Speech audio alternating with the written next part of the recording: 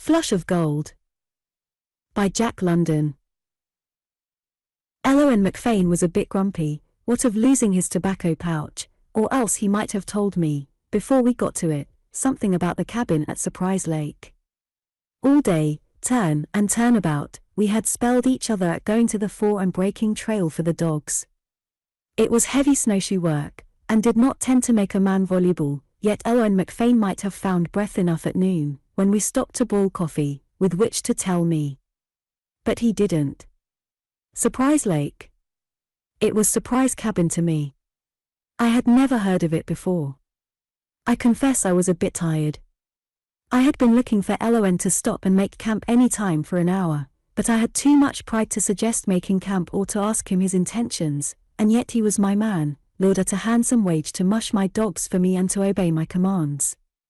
I guess I was a bit grumpy myself. He said nothing, and I was resolved to ask nothing, even if we tramped on all night. We came upon the cabin abruptly. For a week of trail we had met no one, and, in my mind, there had been little likelihood of meeting anyone for a week to come. And yet there it was, right before my eyes, a cabin, with a dim light in the window and smoke curling up from the chimney. "Why didn't you tell me?" I began, but was interrupted by Lon, who muttered, "Surprise Lake, it lies up a small feeder half a mile on. It's only a pond." "Yes, but the cabin, who lives in it?"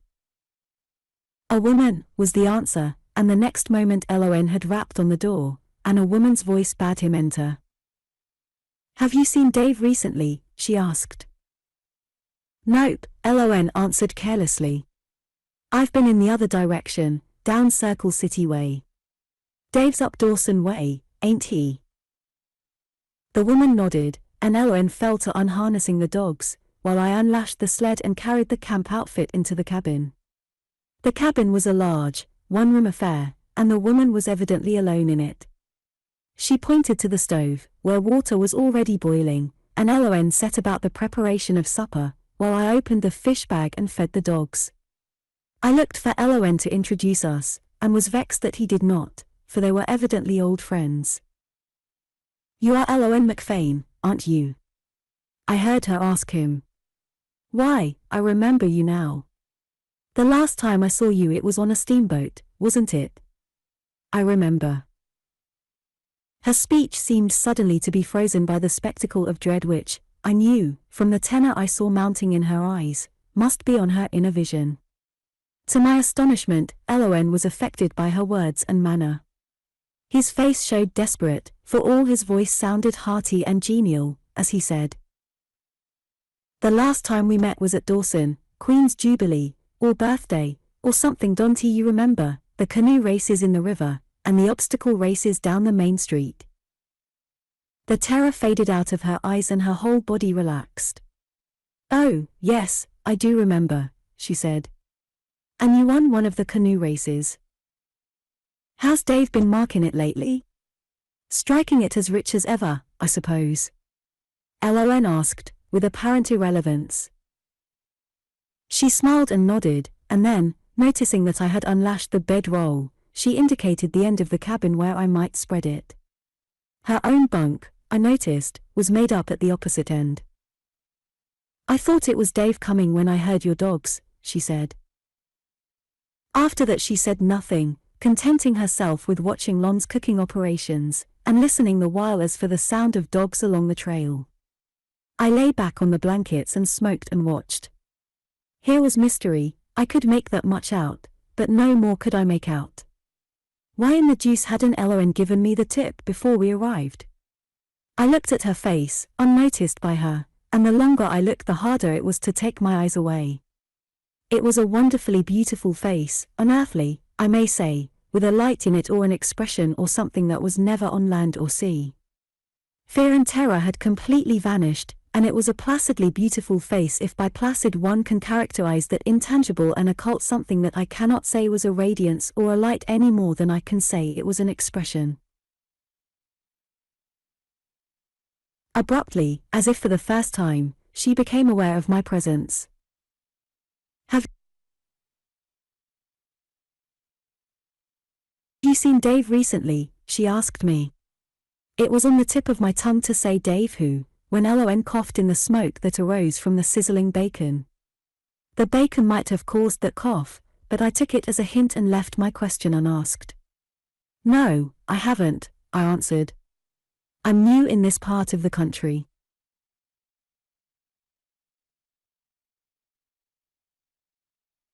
"But you don't mean to say," she interrupted, "that you've never heard of Big Dave Walsh?" "You see," I apologized, "I'm new in the country. I've put in most of my time in the lower country, down Nome way." "Tell him about Dave," she said to Lon. Lon seemed put out, but he began in that hearty, genial manner that I had noticed before. It seemed a shade too hearty and genial, and it irritated me. "Oh, Dave is a fine man," he said. "He's a man, every inch of him, and he stands 6 feet 4 in his socks. His word is as good as his bond.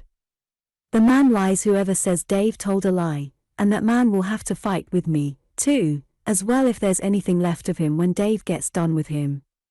For Dave is a fighter. Oh, yes, he's a scrapper from way back. He got a grizzly with a .38 pop gun. He got clawed some, but he knew what he was doing.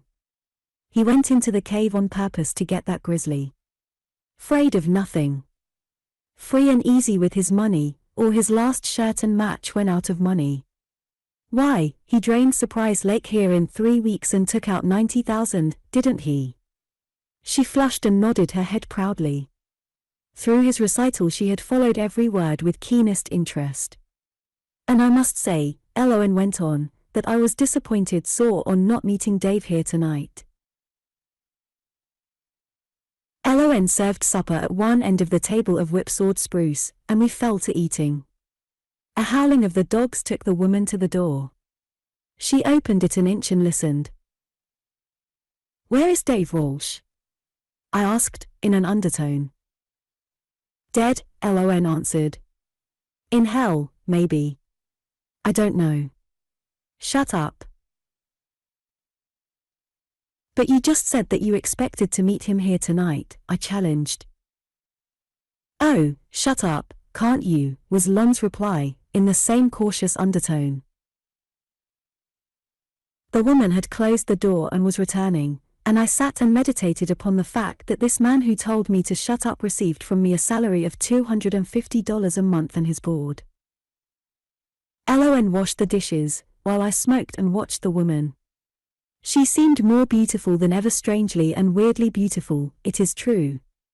After looking at her steadfastly for 5 minutes, I was compelled to come back to the real world and to glance at Lon McFane. This enabled me to know, without discussion, that the woman, too, was real. At first I had taken her for the wife of Dave Walsh, but if Dave Walsh were dead, as Lon had said, then she could be only his widow. It was early to bed, for we faced a long day on the morrow, and as Lon crawled in beside me under the blankets, I ventured a question. "That woman's crazy, isn't she?" "Crazy as a loon," he answered.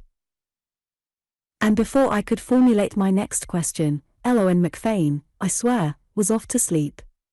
He always went to sleep that way, just crawled into the blankets, closed his eyes, and was off, a demure little heavy breathing rising on the air. Lon never snored. And in the morning it was quick breakfast, feed the dogs, load the sled, and hit the trail. We said goodbye as we pulled out, and the woman stood in the doorway and watched us off. I carried the vision of her unearthly beauty away with me, just under my eyelids, and all I had to do, any time, was to close them and see her again.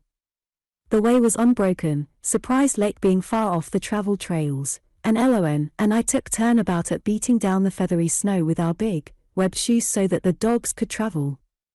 "But you said you expected to meet Dave Walsh at the cabin," trembled on the tip of my tongue a score of times. I did not utter it. I could wait until we knocked off in the middle of the day.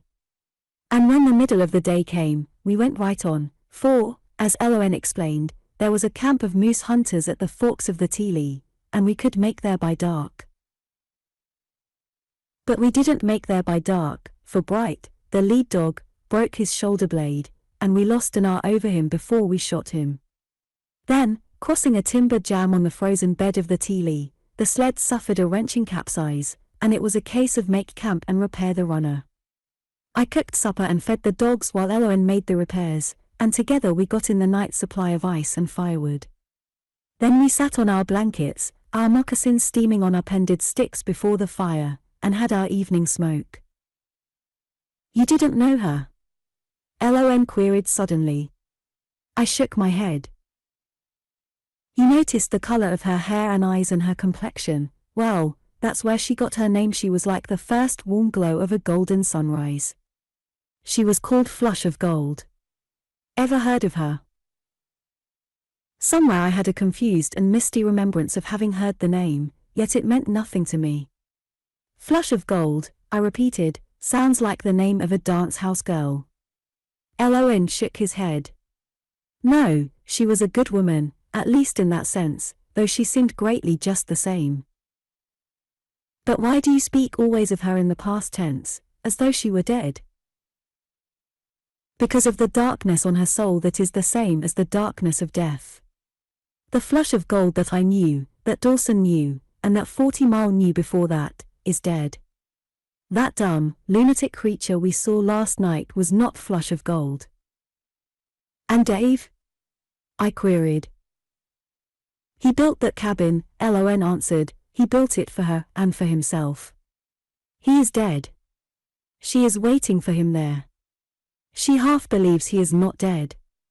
But who can know the whim of a crazed mind? Maybe she wholly believes he is not dead. At any rate, she waits for him there in the cabin he built. Who would rouse the dead? Then who would rouse the living that are dead? Not I, and that is why I let on to expect to meet Dave Walsh there last night. I'll bet a stack that I'd have been more surprised than she if I had met him there last night. I do not understand, I said. Begin at the beginning, as a white man should, and tell me the whole tale. And Lon began. Victor Chauvet was an old Frenchman born in the south of France. He came to California in the days of gold. He was a pioneer. He found no gold, but, instead, became a maker of bottled sunshine. In short, a grape grower and winemaker. Also, he followed gold excitements. That is what brought him to Alaska in the early days, and over the Chilkoot and down the Yukon long before the Carmack strike. The old town site of 10 Mile was Chauvet's. He carried the first mail into Arctic City. He staked those coal mines on the Porcupine a dozen years ago. He grub-staked Loftus into the Nipponut country.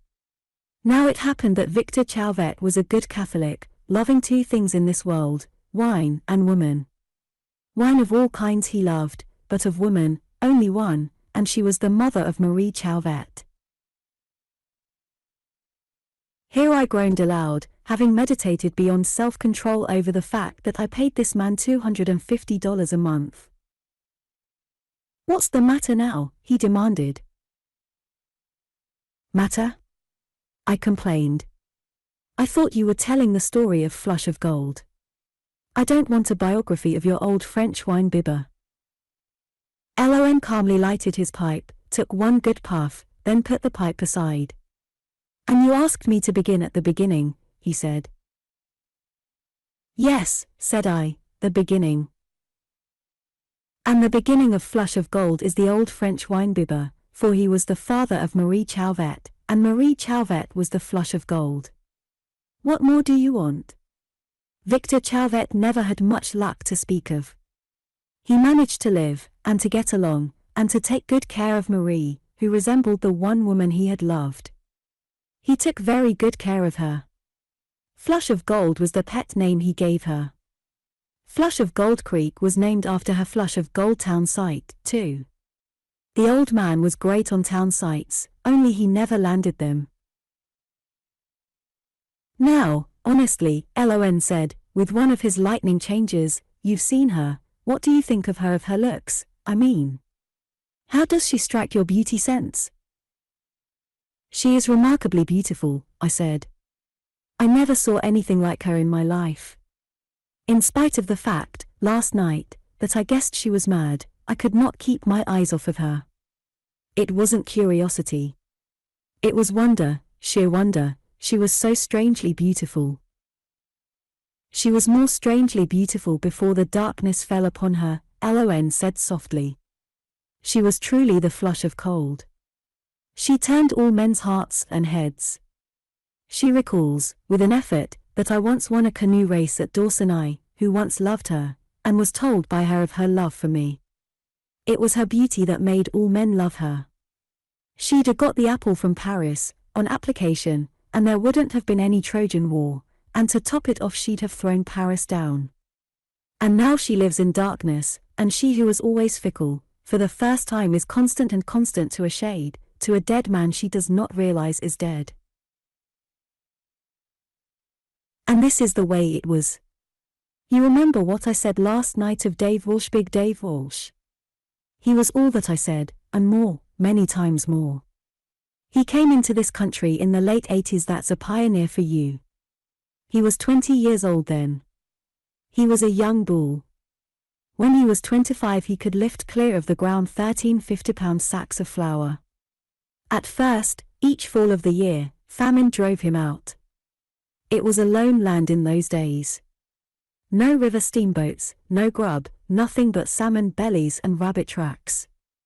But after famine chased him out 3 years, he said he'd had enough of being chased, and the next year he stayed. He lived on straight meat when he was lucky enough to get it. He ate 11 dogs that winter, but he stayed. And the next winter he stayed, and the next. He never did leave the country again. He was a bull, a great bull. He could kill the strongest man in the country with hard work. He could outpack a Chilkat Indian, he could outpaddle a stick, and he could travel all day with wet feet when the thermometer registered 50 below zero, and that's going some, I tell you, for vitality. You'd freeze your feet at 25 below if you wet them and tried to keep on. Dave Walsh was a bull for strength. And yet he was soft and easy-natured. Anybody could do him, the latest shorthorn in camp could lie his last dollar out of him. But it doesn't worry me, he had a way of laughing off his softness, it doesn't keep me awake nights. Now don't get the idea that he had no backbone. You remember about the bear he went after with the popgun? When it came to fighting, Dave was the blamedest ever. He was the limit, if by that I may describe his unlimitedness when he got into action. He was easy and kind with the weak, but the strong had to give trail when he went by. And he was a man that men liked, which is the finest word of all, a man's man. Dave never took part in the big stampede to Dawson when Carmack made the Bonanza strike. You see, Dave was just then over on Mammon Creek striking it himself. He discovered Mammon Creek, cleaned 84,000 up that winter, and opened up the claim so that it promised a couple of 100,000 for the next winter. Then, summer being on and the ground slashy, he took a trip up the Yukon to Dawson to see what Carmack's strike looked like. And there he saw Flush of Gold. I remember the night. I shall always remember. It was something sudden, and it makes one shiver to think of a strong man with all the strength withered out of him by one glance from the soft eyes of a weak, blonde, female creature like Flush of Gold. It was at her dad's cabin, old Victor Chauvet's. Some friend had brought Dave along to talk over town sights on Mammon Creek. But little talking did he do, and what he did was mostly gibberish. I tell you, the sight of Flush of Gold had sent Dave clean daffy. Old Victor Chauvet insisted after Dave left that he had been drunk. And so he had. He was drunk, but Flush of Gold was the strong drink that made him so. That settled it, that first glimpse he caught of her. He did not start back down the Yukon in a week, as he had intended. He lingered on a month, 2 months, all summer. And we who had suffered understood, and wondered what the outcome would be. Undoubtedly, in our minds, it seemed that Flush of Gold had met her master. And why not? There was romance sprinkled all over Dave Walsh.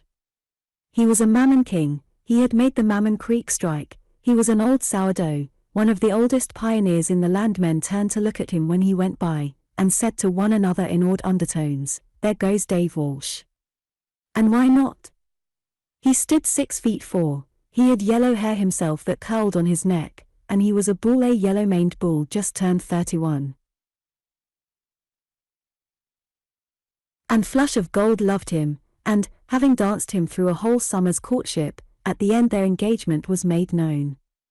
The fall of the year was at hand, Dave had to be back for the winter's work on Mammon Creek, and Flush of Gold refused to be married right away.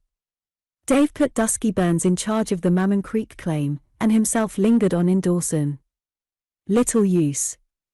She wanted her freedom a while longer, she must have it, and she would not marry until next year.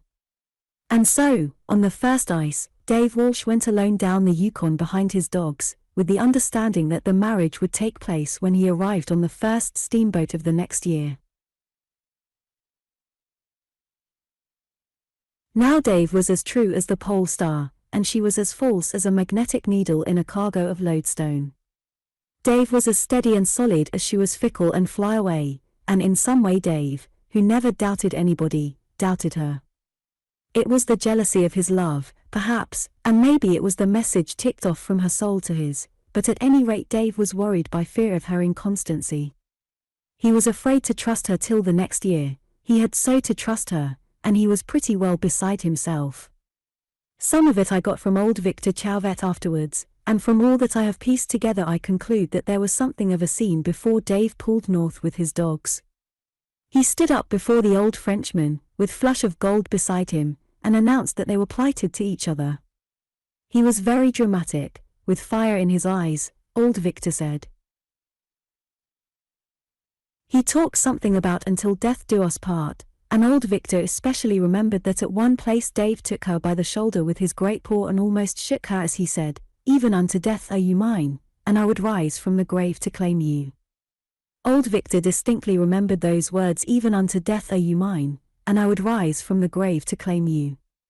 And he told me afterwards that Flush of Gold was pretty badly frightened, and that he afterwards took Dave to one side privately and told him that that wasn't the way to hold Flush of Gold, that he must humor her and gentle her if he wanted to keep her.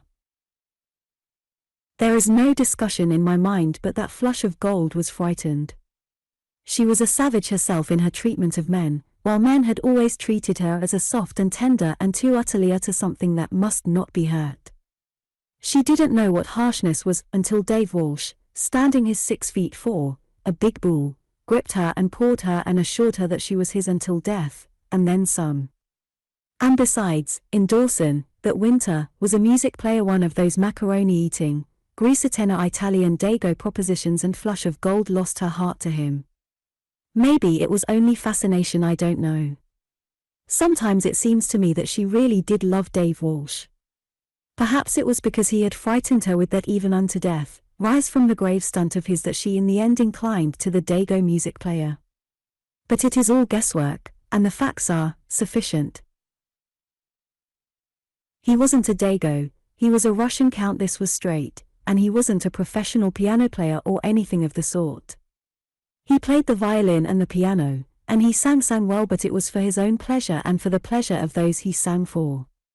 He had money, too, and right here let me say that Flush of Gold never cared a rap for money. She was fickle, but she was never sordid. But to be getting along. She was plighted to Dave, and Dave was coming up on the first steamboat to get her. That was the summer of '98, and the first steamboat was to be expected the middle of June. And Flush of Gold was afraid to throw Dave down and face him afterwards. It was all planned suddenly. The Russian music player, the Count, was her obedient slave. She planned it, I know. I learned as much from old Victor afterwards. The Count took his orders from her, and caught that first steamboat down. It was the Golden Rocket. And so did Flush of Gold catch it. And so did I. I was going to Circle City, and I was flabbergasted when I found Flush of Gold on board. I didn't see her name down on the passenger list. She was with the Count fellow all the time, happy and smiling, and I noticed that the Count fellow was down on the list as having his wife along. There it was, stateroom, number, and all. The first I knew that he was married, only I didn't see anything of the wife. Unless Flush of Gold was so counted. I wondered if they'd got married ashore before starting. There'd been talk about them in Dawson, you see, and bets had been laid that the Count fellow had cut Dave out. I talked with the purser. He didn't know anything more about it than I did. He didn't know Flush of Gold, anyway, and besides, he was almost rushed to death. You know what a Yukon steamboat is, but you can't guess what the Golden Rocket was when it left Dawson that June of 1898. She was a Hummer. Being the first steamer out, she carried all the scurvy patients and hospital wrecks. Then she must have carried a couple of millions of Klondike dust and nuggets, to say nothing of a packed and jammed passenger list, deck passengers galore, and bucks and squaws and dogs without end. And she was loaded down to the guards with freight and baggage. There was a mountain of the same on the lower deck, and each little stop along the way added to it. I saw the box come aboard at Teely Portage, and I knew it for what it was, though I little guessed the joker that was in it.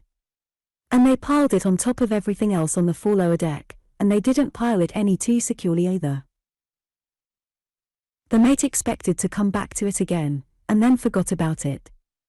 I thought at the time that there was something familiar about the big husky dog that climbed over the baggage and freight and lay down next to the box. And then we passed the Glendale, bound up for Dawson. As she saluted us, I thought of Dave on board of her and hurrying to Dawson to Flush of Gold. I turned and looked at her where she stood by the rail. Her eyes were bright, but she looked a bit frightened by the sight of the other steamer, and she was leaning closely to the Count fellow as for protection. She needn't have leaned so safely against him, and I needn't have been so sure of a disappointed Dave Walsh arriving at Dawson. For Dave Walsh wasn't on the Glendale. There were a lot of things I didn't know, but was soon to know, for instance, that the pair were not yet married. Inside half an hour preparations for the marriage took place. What of the sick men in the main cabin, and of the crowded condition of the Golden Rocket? The likeliest place for the ceremony was found forward, on the lower deck, in an open space next to the rail and gangplank and shaded by the mountain of freight with the big box on top and the sleeping dog beside it. There was a missionary on board, getting off at Eagle City, which was the next step, so they had to use him quick. That's what they'd planned to do, get married on the boat. But I've run ahead of the facts. The reason Dave Walsh wasn't on the Glendale was because he was on the Golden Rocket. It was this way. After loitering in Dawson on account of Flush of Gold, he went down to Mammon Creek on the ice. And there he found Dusky Burns doing so well with the claim, there was no need for him to be around. So he put some grub on the sled, harnessed the dogs, took an Indian along, and pulled out for Surprise Lake. He always had a liking for that section.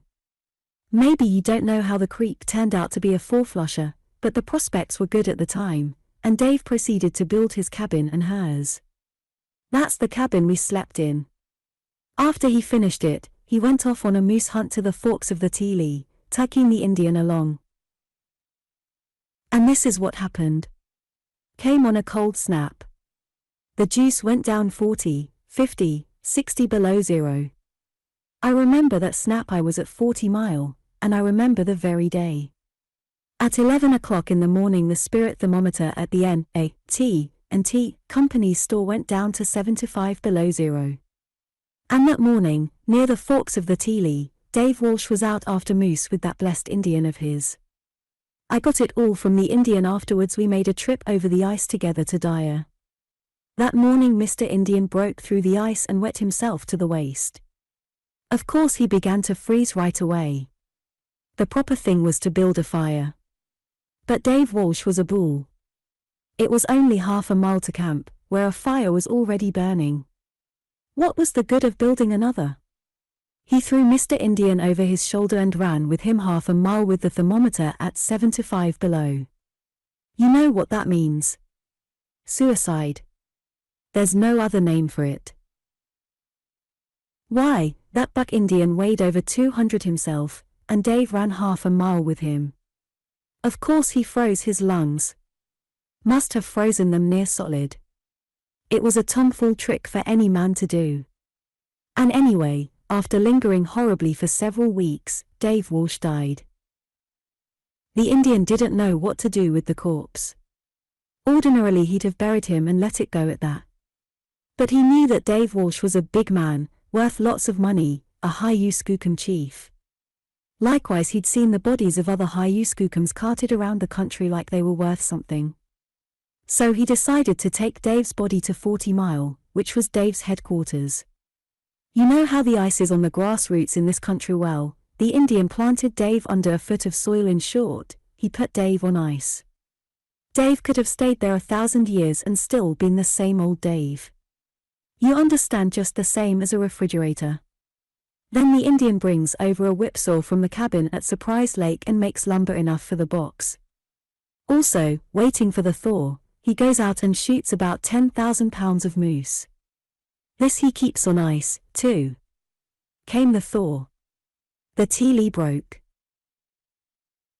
He built a raft and loaded it with the meat, the big box with Dave inside, and Dave's team of dogs, and away they went down the tealee. The raft got caught on a timber jam and hung up 2 days. It was scorching hot weather, and Mr. Indian nearly lost his moose meat. So when he got to Tealee Portage he figured a steamboat would get to 40 Mile quicker than his raft. He transferred his cargo, and there you are, full lower deck of the Golden Rocket, Flush of Gold being married, and Dave Walsh in his big box casting the shade for her. And there's one thing I clean forgot. No wonder I thought the husky dog that came aboard at Tealee Portage was familiar. It was Pelat, Dave Walsh's lead dog and favorite, a terrible fighter, too. He was lying down beside the box. Flush of Gold caught sight of me, called me over, shook hands with me, and introduced me to the Count. She was beautiful. I was as mad for her then as ever. She smiled into my eyes and said I must sign as one of the witnesses. And there was no refusing her. She was ever a child, cruel as children are cruel. Also, she told me she was in possession of the only 2 bottles of champagne in Dawson or that had been in Dawson the night before, and before I knew it I was scheduled to drink her and the Count's health. Everybody crowded round, the captain of the steamboat, very prominent, trying to ring in on the wine, I guess. It was a funny wedding. On the upper deck the hospital wrecks, with various feet in the grave, gathered and looked down to see. There were Indians all jammed in the circle, too, big bucks, and their squaws and kids, to say nothing of about 25 snarling wolf dogs. The missionary lined the 2 of them up and started in with the service. And just then a dogfight started, high up on the pile of freight, Pelat lying beside the big box, and a white-haired brute belonging to one of the Indians. The fight wasn't explosive at all. The brutes just snarled at each other from a distance, tapping at each other long distance, you know, saying dast and das cent, dast and das cent. The noise was rather disturbing, but you could hear the missionary's voice above it. There was no particularly easy way of getting at the 2 dogs, except from the other side of the pile. But nobody was on that side, everybody watching the ceremony, you see. Even then everything might have been all right if the captain hadn't thrown a club at the dogs. That was what precipitated everything. As I say, if the captain hadn't thrown that club, nothing might have happened. The missionary had just reached the point where he was saying in sickness and in health, until death us do part. And just then the captain threw the club. I saw the whole thing. It landed on Pelat, and at that instant the white brute jumped him. The club caused it. Their 2 bodies struck the box, and it began to slide, its lower end tilting down. It was a long oblong box, and it slid down slowly until it reached the perpendicular, when it came down on the run. The onlookers on that side the circle had time to get out from under. Flush of Gold and the Count, on the opposite side of the circle, were facing the box. The missionary had his back to it. The box must have fallen 10 feet straight up and down, and it hit end on. Now mind you, not one of us knew that Dave Walsh was dead. We thought he was on the Glendale, bound for Dawson. The missionary had edged off to one side, and so Flush of Gold faced the box when it struck. It was like in a play. It couldn't have been better planned. It struck on end, and on the right end, the whole front of the box came off, and out swept Dave Walsh on his feet, partly wrapped in a blanket, his yellow hair flying and showing bright in the sun. Right out of the box, on his feet, he swept a pond flush of gold. She didn't know he was dead, but it was unmistakable, after hanging up 2 days on a timber jam, that he was rising all right from the dead to claim her. Possibly that is what she thought. At any rate, the sight froze her. She couldn't move. She just sort of wilted and watched Dave Walsh coming for her. And he got her. It looked almost as though he threw his arms around her, but whether or not this happened, down to the deck they went together. We had to drag Dave Walsh's body clear before we could get hold of her. She was in a faint, but it would have been just as well if she had never come out of that faint, for when she did, she fell to screaming the way insane people do. She kept it up for hours, till she was exhausted. Oh, yes, she recovered. You saw her last night, and know how much recovered she is. She is not violent, it is true, but she lives in darkness. She believes that she is waiting for Dave Walsh, and so she waits in the cabin he built for her. She is no longer fickle. It is 9 years now that she has been faithful to Dave Walsh, and the outlook is that she'll be faithful to him to the end. Lon McFane pulled down the top of the blankets and prepared to crawl in. We have her grub hauled to her each year, he added, and in general keep an eye on her. Last night was the first time she ever recognized me, though. Who are the we? I asked. Oh, was the answer, the Count and old Victor Chauvet and me. Do you know, I think the Count is the one to be really sorry for. Dave Walsh never did know that she was false to him. And she does not suffer. Her darkness is merciful to her. I lay silently under the blankets for the space of a minute. Is the Count still in the country? I asked. But there was a gentle sound of heavy breathing, and I knew Lon McFane was asleep.